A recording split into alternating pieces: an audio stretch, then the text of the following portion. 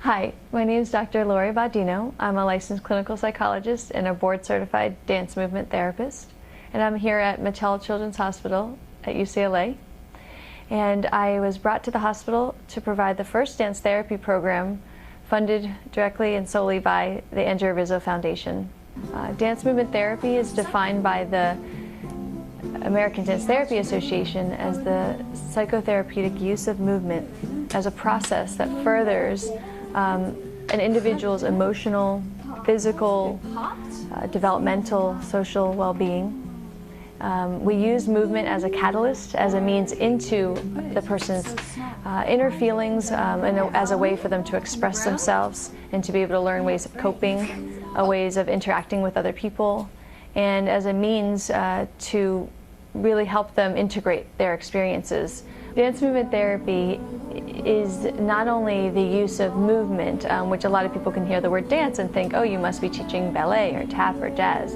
But the reason why we add that movement piece on is because movement in dance can be anything from breathing to the way our heart beats, to the way our posture is when we're sitting and communicating, the way we hold ourselves, the way a mother or family member might hold a child.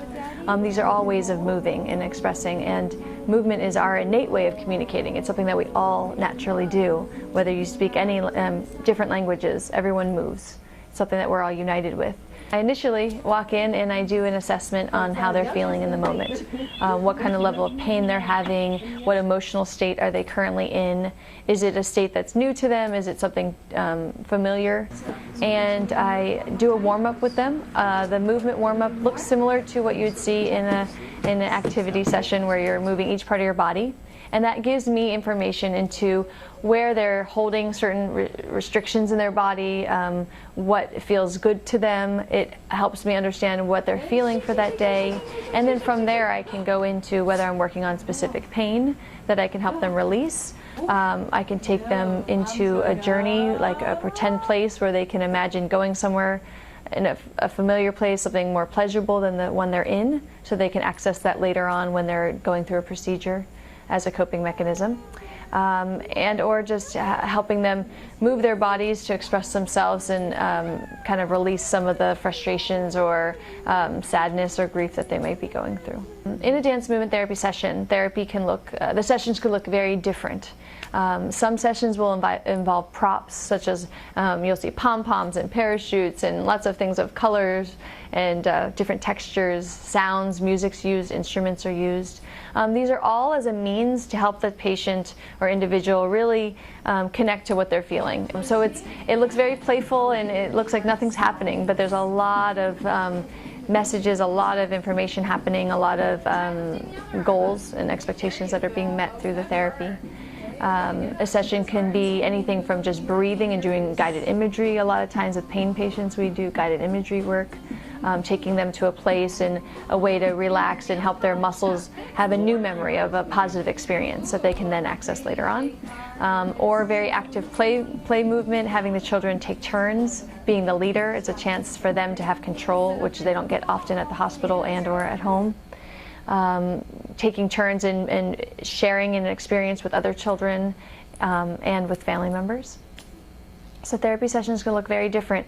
The main point is to be present with what the child is going through and helping them just to stay present with them in that moment and take them into a healing place. When I think about the goals of the treatment here at the hospital, I'm looking at sometimes very short-term expectations.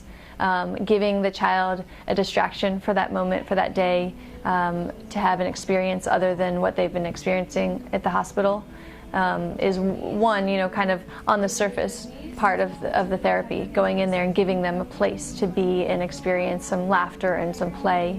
It gives them an opportunity to express and feel safe to share some feelings that they might not be able to talk about, or it might be difficult to talk about.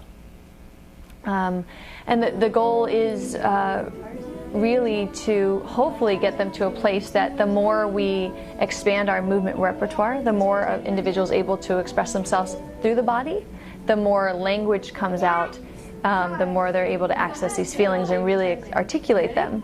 whether it's just through moving, like really showing that movement in their body, or really finding the exact word that I might have to help them find.